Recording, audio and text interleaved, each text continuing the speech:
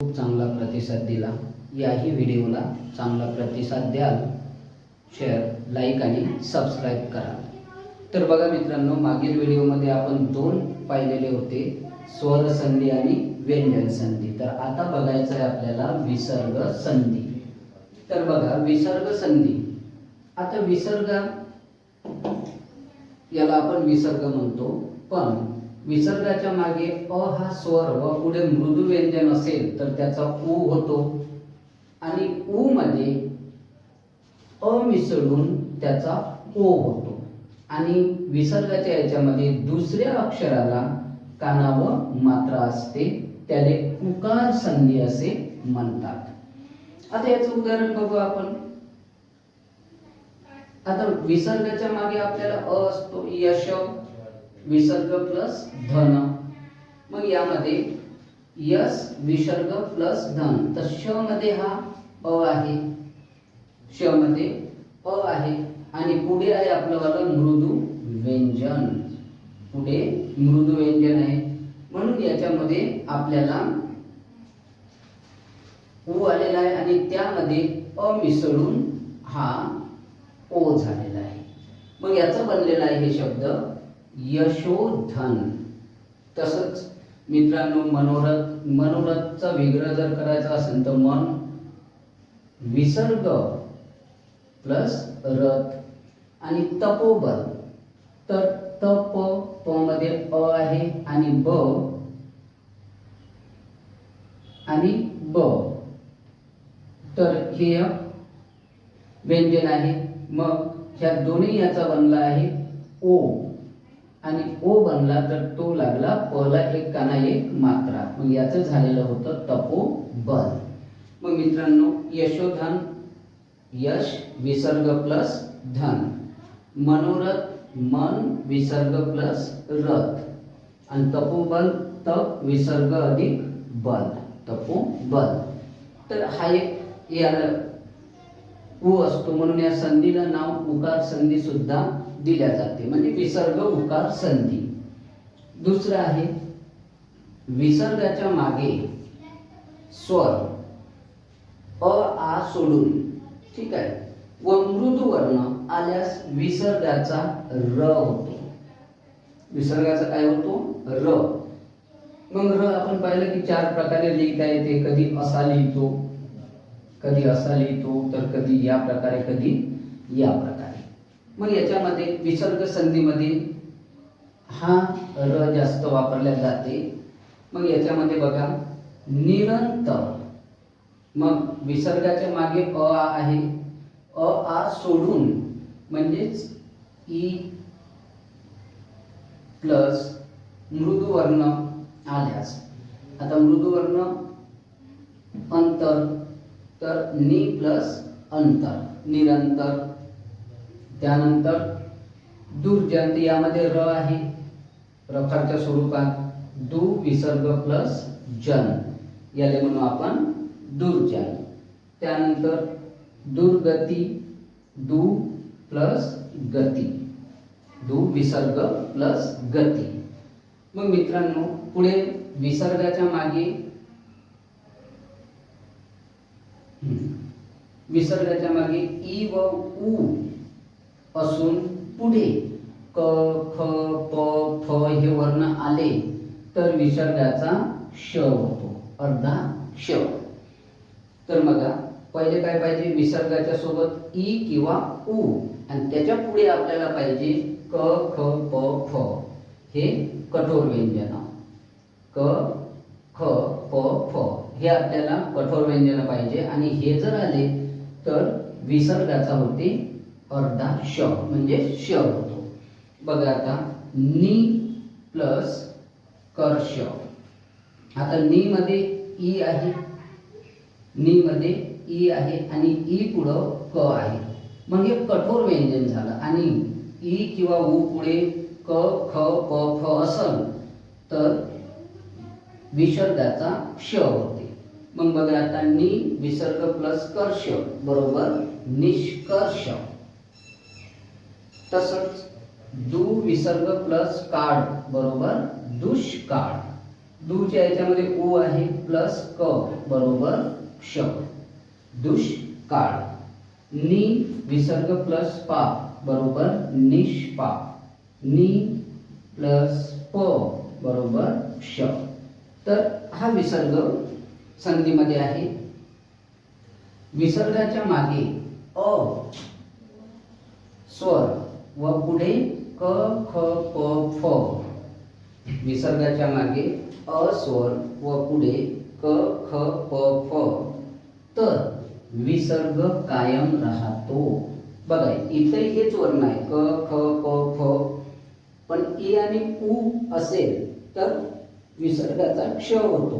पण इथे जर अ असेल तर विसर्ग कायम राहतो आणि पुढे जर स्वर आल्यास विसर्गाचा लोप होतो, म्हणजेच विसर्ग नाहीसा होतो. तर बघा यामध्ये र ज विसर्ग प्लस क न, मग यामध्ये विसर्गाच्या मागे अ आलेला आहे ज मध्ये आणि त्याच्या पुढेला आहे क. आता अ आणि क आला तर हा विसर्ग जसाच्या तसा राहतो, म्हणून र ज विसर्ग क न. काय आलं तर क ख प फ आलं तर विसर्ग राहते कायम. जसं अ ध, ध मध्ये अ आहे आणि त्याच्या पुढे आहे प, म्हणून विसर्ग राहील आपला कायम. म्हणून अ ध प्लस पात, तसं झालं अध पात. पण आता स्वर आला तर विसर्ग लोप पावतो. मग बघा आता अत प्लस ये, तर यावेळेस विसर्गाचा लोप होतो आणि ते वाक्य जोडल्या जाते. अत य, अत विसर्ग प्लस य बरोबर अत य. हे दोन रूल्स यामध्ये महत्वाचे आहेत. इत विसर्ग प्लस उत्तर, इत उत्तर.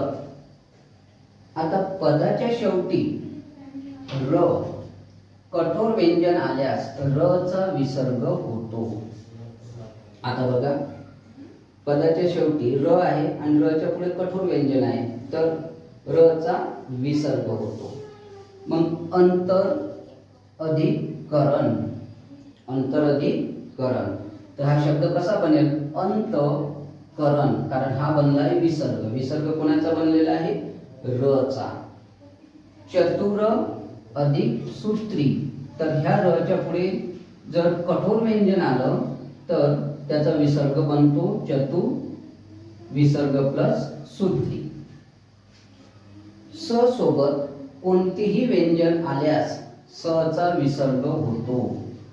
स सोबत आपल्याला काय पाहिजे, कोणतेही व्यंजन आल्यास स चा विसर्ग होतो. मग बघा मनस पटल, मनस पटल.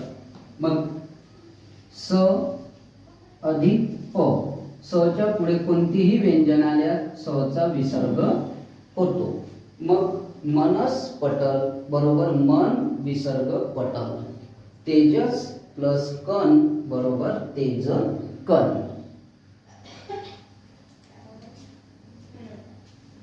मित्रांनो, पहिल्या पदाच्या शेवटी स येऊन त्याच्या पुढे कोणतेही व्यंजन आल्यास स चा विसर्ग होतो. आता पहिलं पद हे वालं आणि दुसरं पद हे.